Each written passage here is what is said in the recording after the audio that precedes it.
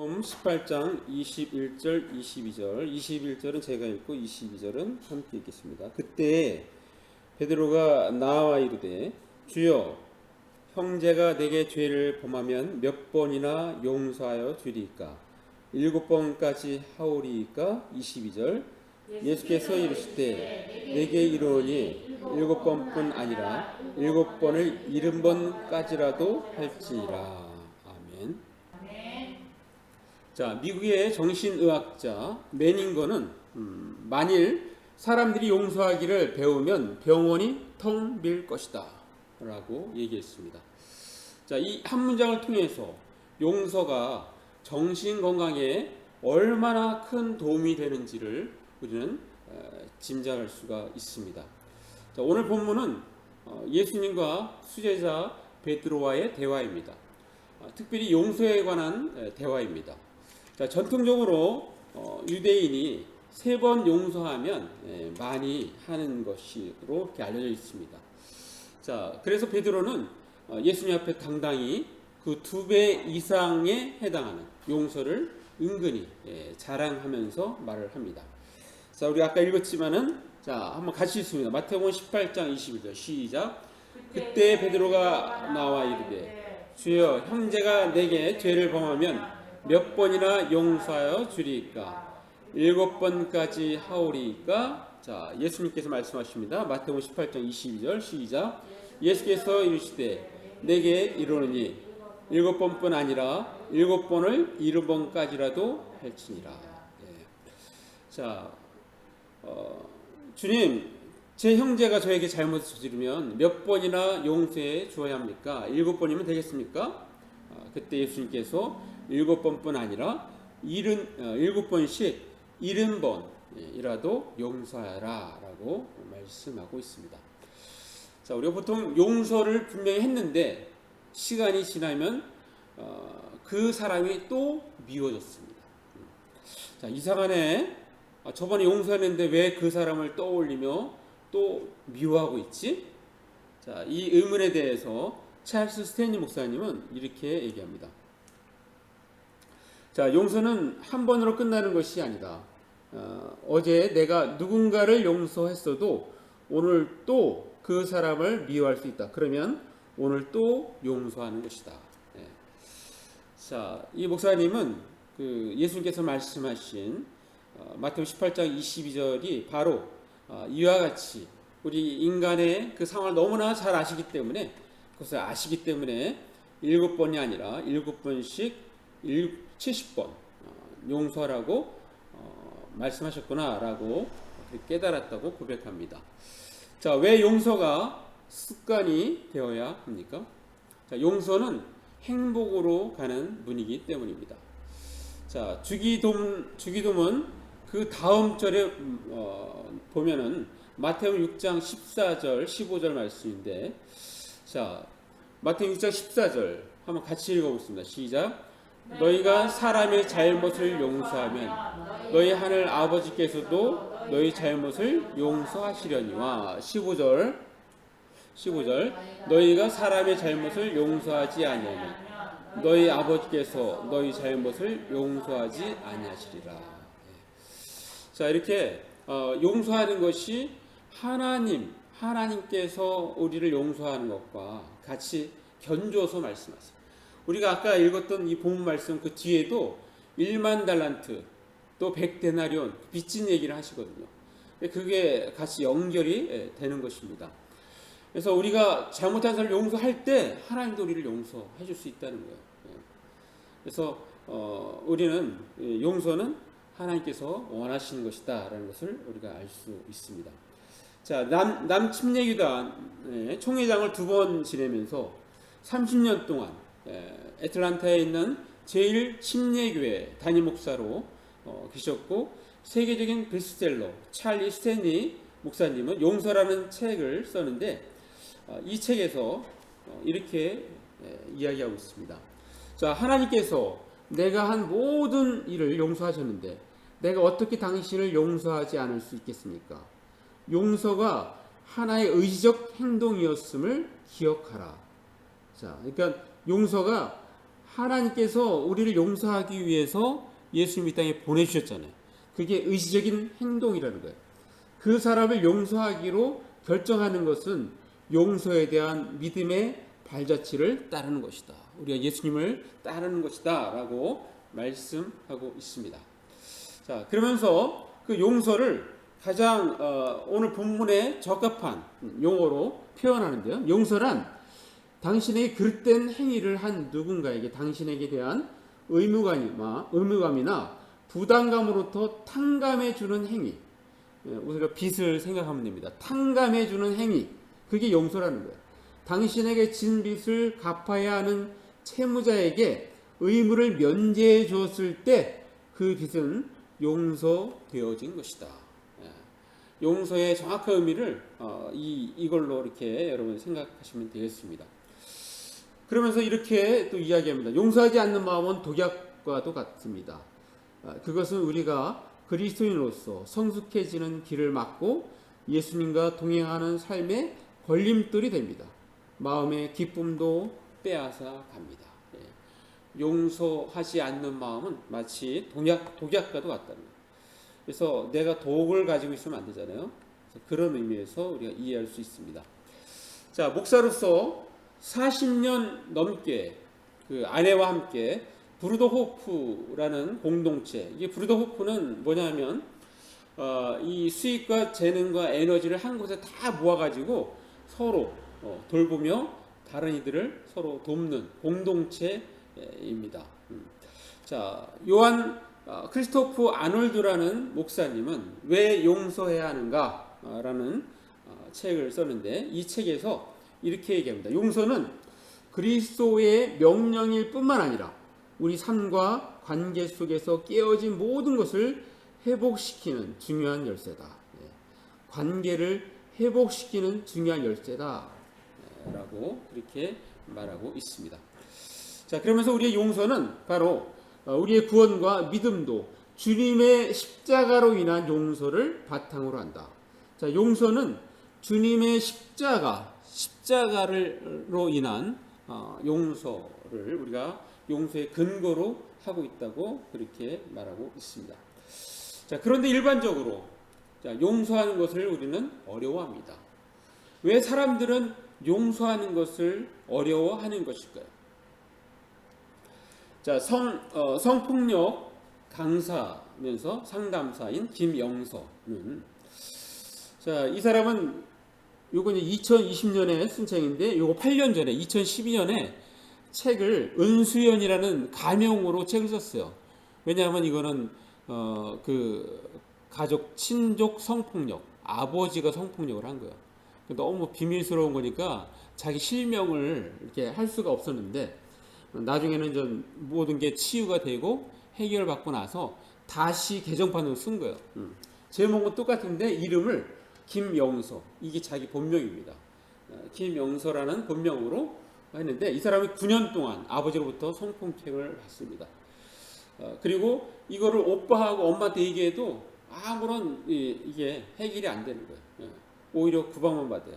아무도 자기를 도와주는 사람이 없어요. 이해해주는 사람도 없고 사회적으로 나가도 뭐 아버지 말을 듣지, 또 아버지가 또 목사인 거예요. 목사. 그래서 아버지의 말을 듣지 아무도 자기를 듣지 않는 거예요. 그런 정말 지옥 같은 삶을 살았는데 그래서 이렇게 표현해요. 마음의 아픔을 느낄 여유조차 없었다.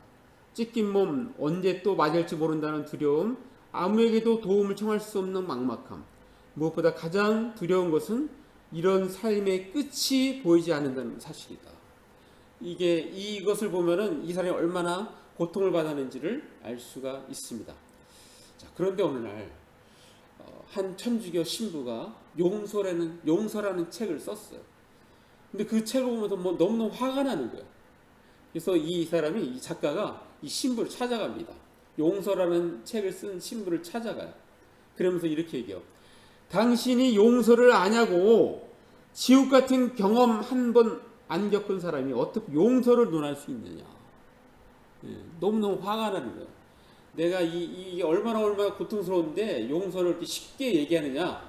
그것을 항의하는 것입니다. 자, 무슨 말입니까? 우리가 용서를 누군가를 용서한다는 것이 얼마나 어려운지를 단적으로 보여주고 있는 것입니다. 자, 왜 용서해야 하는가? 아까 그 저자 요한 크리스토프 아놀드 목사는 매일 용서를 실천하는 일이 어려운 이유를 이렇게 얘기합니다. 자, 우리가 잘 아는 사람을 향해 느끼는 감정을 솔직하게 다뤄야 한다는 사실 때문일 것이다. 다시는 보지 않을 낯선 사람을 용서하기는 쉬워도 신뢰하고 사랑하는 사람을 용서하는 일은 훨씬 더 힘들다라고 그렇게 소개하고 있습니다. 자, 정신과 의사로 일본에서 유명한 가타다 다마미라는 의사가 있습니다. 이 사람은 30년 동안 임상 경험이 있어요. 30년 동안 30년 넘게 상처받은 사람을 치유해준 그러한 경험이 있는 의사입니다. 자, 이 사람이 그렇게 얘기해요. 한편으로는 사람들이 이렇게 생각한다는 거예요. 용서를 거부함으로써 내가 용서해주기를 거부함으로써 상대방이 고통이라는 벌을 계속 받기를 원하기 때문에 용서하지 않는다는 것입니다. 자, 그런데 내가 용서하기를 거부하면 나를 괴롭게 한 사람에게 정말로 벌을 줄 수 있을까요? 안타깝게도 아니라는 것입니다. 이렇게 얘기하고 있습니다. 세상에는 용서받지 못해도 아무도 상관하지 않는 사람이 더 많다. 심지어 자신이 다른 사람에게 상처나 피해를 입혔다는 인식 자체가 없는 경우도 있다. 자, 그러면 상처받은 사람은 더욱더 화가 치솟아 절대 용서할 수 없다고 분노하지만 아무에게도 벌을 주지 못하고 자신만 더 괴롭게 할 뿐이다. 이거는 자기가 실제 치료하면서 경험한 것입니다. 그래서 이것은 마치 뭐와 같냐면, 자, 밤길 혼자 걷다가 강도를 만났다고 칩시다. 강도는 가방을 낚아채기 위해서 당신을 칼로 찌르고 그리고 도주했습니다. 자, 이때 그 칼에 맞은 상처를 치료해 주는 것은 상처받은 사람, 당신을 찌른 강도가 아니라 바로 의사와 간호사라는 것입니다. 자, 용서도 마찬가지라는 겁니다. 그러면서 이렇게 얘기합니다. 용서는 강도를 도망가게 해주는 것이 아니다. 의사와 간호사에게 당신의 상처를 내보이는 일이다. 상처를 묵인하는 것이 아니다. 상처받은 기억이 나의 남은 인생을 지배하지 못하도록 매듭을 짓고 치유하는 것이다. 용서는 강도하고는 상관이 없어요. 내가 뭐예요?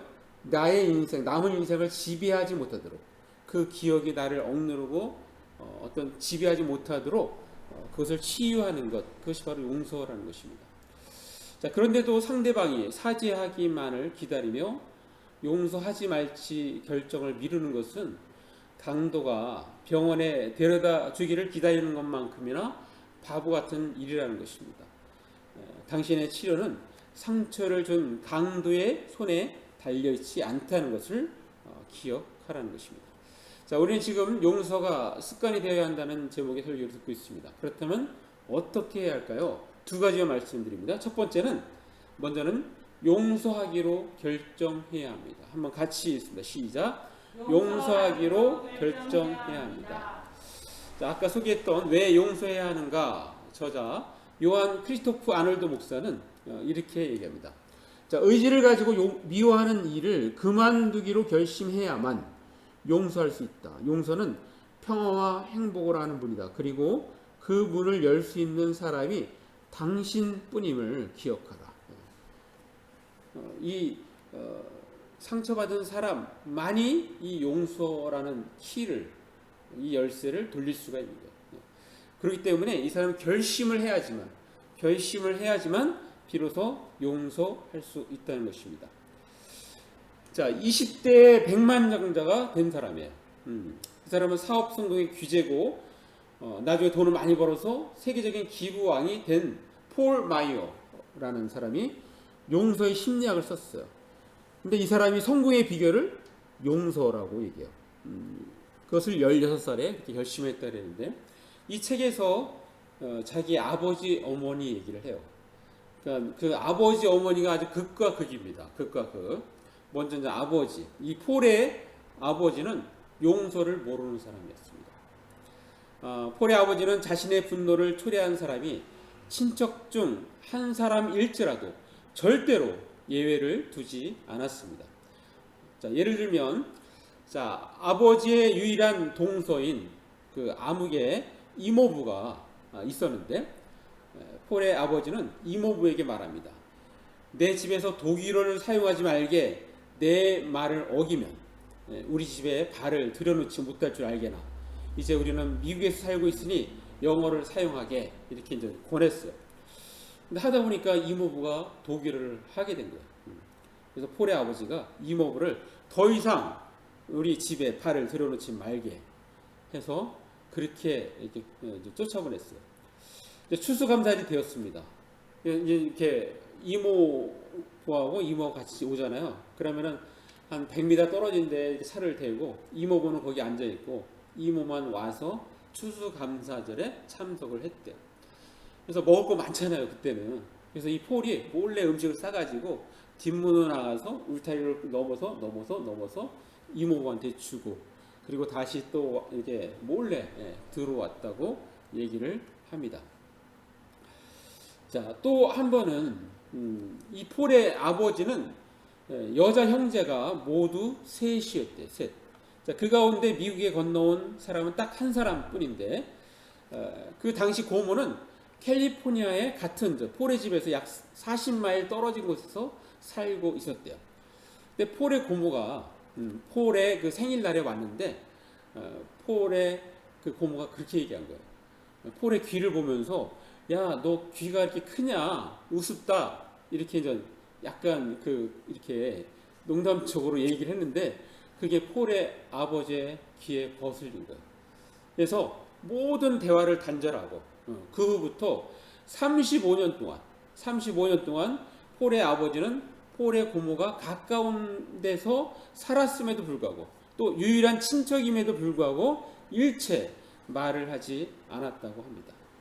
그런 태도로 그 폴의 아버지는 정말 지냈기 때문에 가족들이 너무너무 불편한 거예요.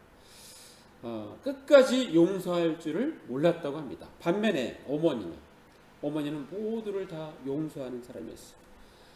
폴이 어릴 때 어느 날 저녁에 어머니는 맛있는 요리를 이렇게 하루 종일 준비해서 음식을 아버지가 딱 저녁에 오니까 딱 차려줬어요. 딱 차려줬는데 아버지는 밖에서 뭐 화가 날 일이 있었나 봐요. 그래서 화풀이를 집에서 하는데 오자마자 밥을 안 먹고 그 네 귀퉁이 딱 보자기를 다 싸가지고 밖으로 나가고 다 집어 던진 거예요. 음식과 이 접시나 이런 것들을 다. 그러니까 옆에서 그 폴이 보면서 너무너무 폴도 당황스럽잖아요. 근데 엄마는 막 항의하지 않아요. 아빠와 싸우지 않아요. 그러니까 폴이 물어봅니다. 아니 엄마, 막 냄비를 집어 던지면서 싸워야 되지 않아요? 라고 얘기를 했더니 엄마가 이렇게 얘기한 거예요. 내 아버지와 결혼 생활을 시작한 지 20년이 되었다. 그동안 나는 이런 일이 있을 때마다 항상 다른 쪽 뺨을 돌려대곤 했었다. 그야말로 성경적으로 사신 분이에요. 그냥 늘 이렇게 그냥 이쪽 뺨 때리면 이쪽도 때리라고 이렇게 했다고 그렇게 이야기를 하는 겁니다. 자, 어머니의 말은 폴의 마음에 고스란히 이렇게 스며들었습니다. 어머니가 용서할 수 있었던 이유는 용서하려는 마음이 있었기 때문이라고 그렇게 보고 있습니다. 폴의 어머니는 용서를 선택한 것입니다. 폴의 어머니는 용서하지 않는 마음으로 사는 삶보다는 용서하며 사는 삶을 원했고, 그로 인해 늘 평화와 기쁨이 샘물처럼 솟아나는 삶을 살 수 있었던 것이라고 그렇게 소개를 하고 있습니다. 자, 용서를 모르는 폴의 아버지는 어떻게 됐을까요? 폴의 아버지는 7년 동안 질병으로 고통을 당한 뒤에 돌아가셨는데, 이 폴의 아버지는 7년 동안 맞은 데메롤이라는 그 의학 약품이 있어요. 이것은 진통제 일종입니다. 마취를 하기 전에 사용되는 몰핀의 대용 약제. 이 주사만 5천 번 넘게 맞았다고. 5천 번 넘게. 아마도 암 쪽에 걸린 것 같아요. 자, 아들 폴은 아버지가 질병에 시달렸던 원인이 용서하지 않은 태도에 있었다고 그렇게 추측을 합니다. 자, 어느 날 어머니는 아들인 폴 마이어에게 이렇게 얘기합니다. 자, 이제 너도 인생을 어떻게 살지 결정해야 된다. 용서하는 삶을 살지, 용서하지 않는 삶을 살지 말이야. 그 선택에 너의 인생에 아주 큰 영향을 미치게 될 거야. 그리고 앞에 거는 뭐냐면, 그 성경 말씀을 어머니는 딱 그냥 머릿속에 딱 있는 거예요. 그래서 계속 용서를 하면서도 그 얘기를 하는 거예요. 70번 시 7번을 하려면 아직도 멀었구나. 이게 엄마의 말입니다. 그러니까 엄마는 뭐예요? 철저히 성경에 근거를 두고 있는 것입니다. 자, 결국 폴 마이어는 16살의 나이에 어머니처럼 모두를 용서하며 살겠다고 그렇게 결심을 합니다. 자, 폴 마이어가 용서하는 삶을 선택한 후 그런 엄청난 시련 속에서도 용서를 합니다. 그리고 그것이 쌓이고 쌓여 어느새 용서와 축복은 그의 습관이 되었다고 그렇게 소개를 하고 있습니다. 자, 폴의 영혼에는 말할 수 없는 기쁨과 평안이 찾아왔습니다. 또한 폴의 삶에는 그 당시 최연소 100만 장자라는 물질의 복까지 받게 됩니다. 자, 용서의 습관이 그를 성공의 자리로 이끌게 된 것입니다. 물론 어머니의 성경에 대한 철저한 순종이 자녀 폴 마이어에게 좋은 모범이 되었다고 봅니다. 자, 아까 이야기했던 눈물도 빛을 만나면 반짝인다는 그 김영서가 어린 시기에 겪은 그 수많은 일 때문에 자기는 이 좋은 추억이라는 것이 거의 기억이 안 나는 거예요. 아빠라는 사람이 내게 준 상처는 몸에 남은 상처에만 그치지 않았다는 것입니다. 그의 영혼 또 그의 시간들에 새겨진 상처에 견주면 몸에 남은 상처는 아무것도 아니다 라고 그렇게 고백을 합니다. 자, 그렇지만 김영서는 용서를 택합니다. 이 김영서 작가는 모든 것을 훌훌 버리고 남반부로 날아간 여행에서 만난 어떤 뜻밖의 계기를 통해서 아버지를 용서하기로 그렇게 결심을 합니다. 그곳에서 가해자인 아버지에게 용서의 편지를 씁니다. 그리고 그것을 띄워요. 용서의 편지와 함께 자기 것이 아닌데도 그동안 자기의 몸과 마음을 붙잡아온 수치심까지 한꺼번에 날려보냅니다. 아빠에게 보내는 편지. 이제는 그 저주에 묶여서 살지 않을 겁니다. 좋은 사람 만나면 결혼해서 가정도 꾸리고 오순도순 살 겁니다. 아빠가 틀렸습니다. 아빠, 저는 이제 예수님의 사랑을 입은 사람입니다. 그래서 그 사랑에 힘입어 아빠를 용서합니다. 그렇지만 아빠를 만나는 일은 전혀 고려하지 않고 있습니다. 자, 이 아빠는 2019년에 죽습니다. 사망을 해요. 완전 이제 해방돼가지고 그래서 좀 자기 다 치유자로서 생존자로서 이제 은수연이 아니라 김영서라는 이름으로 이렇게 세상에 자기를 드러내고 책도 쓰고 그리고 이제는 성폭력 강사와 상담사로서 자기가 똑같은 일을 겪지만 아무도 얘기하지 못하는 그 고통을 받는 사람들에게 다가가서 아주 좋은 일을 하고 있습니다. 우리 말씀 하나 읽겠습니다. 에베소 4장 32절 말씀 우리 같이 읽습니다. 시작. 서로 친절하게 하여 불쌍히 여기며 서로 용서하기를 하나님이 그리스도 안에서 너희를 용서하신 같이 하라. 자, 계속해서 성경 말씀은 뭘 말씀하세요? 그리스도 안에서 너희를 용서하신 같이 너희도 용서하라 라고 말씀하고 있습니다. 자, 용서가 습관이 되어야 합니다. 그렇다면 우리는 어떻게 할까요? 두 번째로는 자, 문제를 완전히 성령님께 맡겨야 합니다. 한번 같이 읽습니다. 시작. 문제를 완전히 성령님께 맡겨야 합니다. 자, 아까 용서의 저자 찰스 스탠리 목사님은 가끔씩 잊어버리는 것이 용서인 줄로 착각하는 경향이 우리들에게 있다는 것입니다. 자, 그렇지만 잊어버렸다고 생각했는데 예전에 당했던 일과 비슷한 상황이 또 일이 또다시 벌어지면 여전히 과거와 동일한 반응을 하게끔 되어 있다는 것입니다. 완전히 잊어버리는 것 가지고는 용서가 되지 않는다는 것입니다. 자, 그러면서 용서에 대해서 이렇게 합니다. 용서는 내가 하는 것이 아니라 내 안에 계신 성령께서 하시는 것이기 때문에 그 문제를 완전히 성령께 맡겨버려야 된다는 것입니다. 성령께 완전히 맡겨야 된다는 거예요. 내가 하는 것이 아니라는 거예요. 자, 이 문장을 보면 엄밀한 의미에서 예수 믿지 않는 사람들은 완전한 용서를 할 수도 없다는 것을 우리는 알 수가 있습니다. 용서는 내가 먼저 예수 그리스도로부터 받았기에 해야 되는 것이라는 것을 우리는 알 수 있습니다. 자, 한 걸음 더 나아가서 성경은 원수를 사랑하고 용서하라고 말씀하십니다. 자, 마태복음 5장 44절 같이 읽습니다. 시작. 나는 너에게 이르노니 너희 원수를 사랑하며 너희를 박해하는 자를 위하여 기도하라. 원수를 사랑하라고, 미워하는 자들을 위해서 선을 행하며 악의를 품고 너희를 다루며 너희를 핍박한 자들을 위해서 기도하라고 말씀하고 있습니다.